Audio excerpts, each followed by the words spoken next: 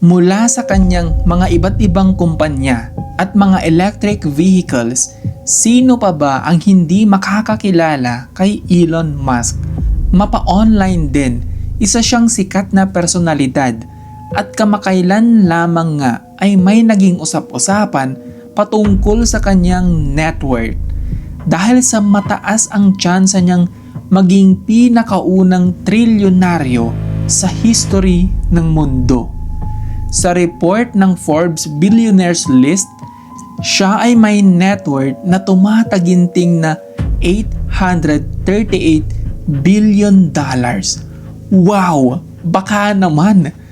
Bilang majority stake owner sa Tesla at SpaceX, ang sumatotal na network ni Elon ay mas malaki pa kumpara sa kabuuang GDP ng mga ilang bansa. Ngunit kapansin-pansin pa din ang kanyang simpleng pamumuhay lamang. Matatandaan ang naging reports na kung saan sinabi niya sa isang interview na nakatira lamang siya sa isang maliit na bahay na nagkakahalaga ng nasa $50,000. Dagdag pa niya, halos 3 taon din siyang nanirahan sa mismong factory ng Tesla sa Fremont at Nevada. Kumpara sa mga kapwa niya billionaires na nakatira sa mga mansyon, may mga mamahaling sasakyan at tila ba puro luxury items ang lahat ng kasuotan. Ang pera nga ni Elon ay kanyang ini-invest palalo sa kanyang mga business tulad ng kanyang desisyon na bilhin ang Twitter noong October 2022 sa halagang $44 billion. So, magkano? 838 billion with a B. Imagine, no? Man, at that point, mas mayaman pa siya kesa sa mga bansa. Feeling ko mas mayaman pa siya kesa sa buong Pilipinas, no? Like, what? Kung may mga bansang sinabi nila, you know what? Benta na lang natin tong bansa natin. Kayang bilhin ni Elon. Like, wow! Ano pa nga ba yung hindi mo kayang bilhin, no? Lahat na lang ng ituro mo, kaya mo na, di ba? Kaya mo siyang ma-afford. Kaya nga minsan, hindi ko alam, para bang double-edged sword siya eh. Na kumbaga, dahil sa kaya mo nang bilhin lahat, darating siya sa point na meron na sa'yo. Di ba? Meron na sa'yo lahat ng gusto mo. Hindi ko alam kung magiging satisfied ka pa ba nun. Hindi ko alam. Parang yun yung nai-imagine ko na kung meron ka na lahat ng mga collection ng sasakyan, meron ka ng iba't ibang mansyon, at that point, ano pa nga ba yung pwede mong bilhin?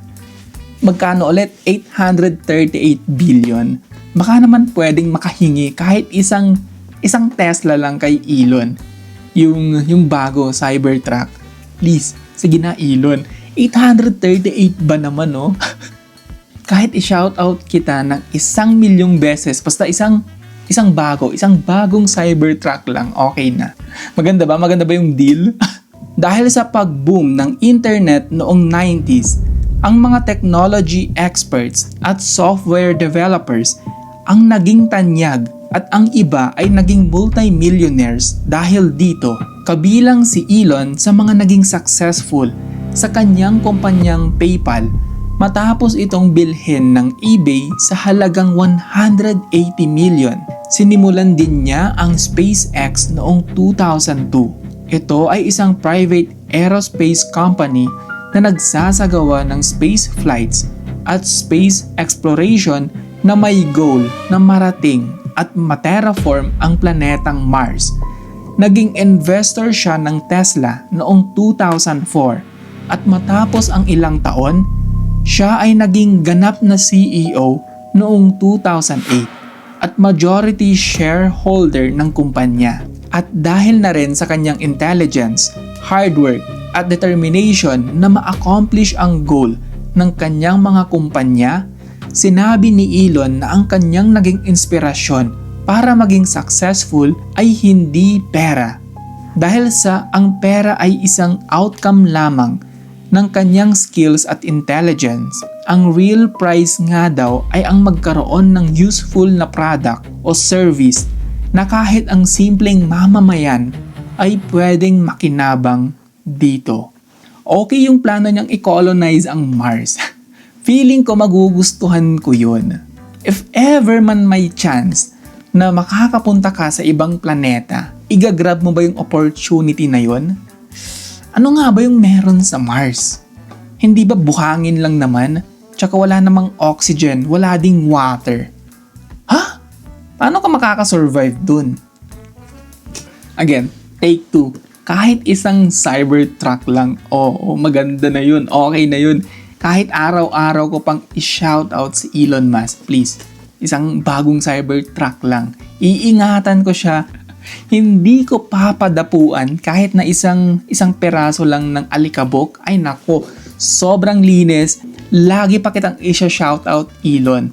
Kahit na rin ang Tesla, kahit ano, kahit yung mga iba't iba mo pang kumpanya. Yan, Twitter. Mag-subscribe kayo, i-follow nyo si Elon.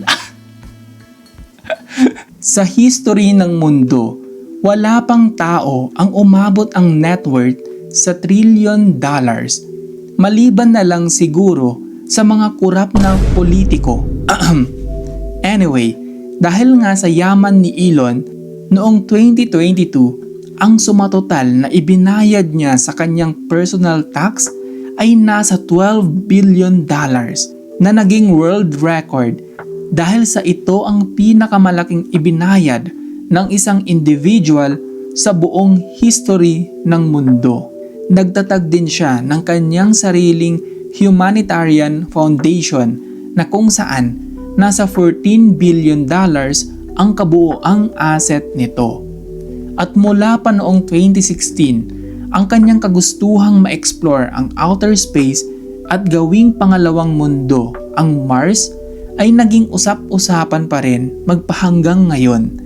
Dahil nga sa layo ng Mars mula sa Earth, ang kanyang mga space rockets ay tuluyan pa ding ini-improve at dinidevelop upang ligtas itong makarating. So dito sa Canada, malaki din yung tax. But anyway, 12 billion yung ibinayad niya para sa tax lang ha.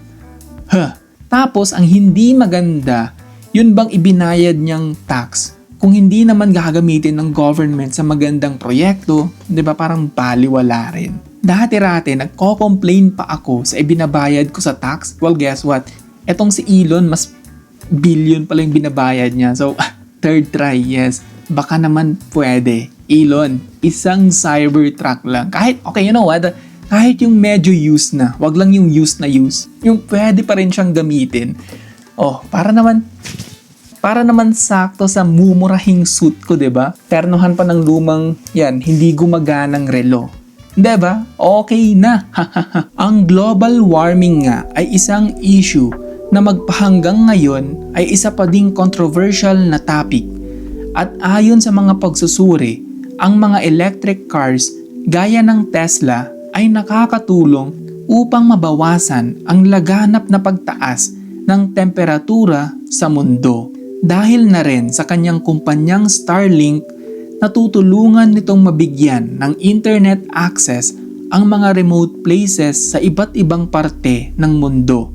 Gaya ng naging gyera sa Iran na nagdulot ng pagkawala ng internet access sa buong bansa. Ang pagiging visionary nga ni Elon at mga naiambag niya sa mundo ay nakakamangha. Tunay nga na naiiba siya bilang pinakamayamang tao sa buong mundo. Ang mga kapareha niyang mga bilyonaryo ay may mga luxury planes, mga extensive mega yachts na tulad nila Jeff Bezos at Mark Zuckerberg. Ngunit si Elon ay wala nito at ang meron siya ay isang maliit na private plane lamang na ginagamit sa kanyang business trips. In the end, andun pa rin yung preference, right, na tinatawag. Kung hindi nga gusto ni Elon yung mga malalaking yate, what if ang trip ni Elon, yun nga, mga spaceship, mga space shuttle. Pasensya na, bumababa tong t-shirt ko kanina ba, but yun, okay ba? Ngayon, at the end of the day, Isa naman siyang, well, I guess, mabuting citizen. Nagbabayad siya ng tax, 'di ba? Bilyon-bilyon, and may mga foundation din siya. So, sa tingin ko, dapat niya akong bigyan ng isang Cybertruck. 'Di ba? Ang ganda ng naging topic natin kay Elon. Sinuhulan. So, eto, hindi lang siguro siya luck, hindi lang siya intelligence, somewhat na combination siya ng a lot of factors, right? Imagine naman, ganun kalaki yung net worth niya, mas mayaman pa siya kaysa sa mga ibang bansa.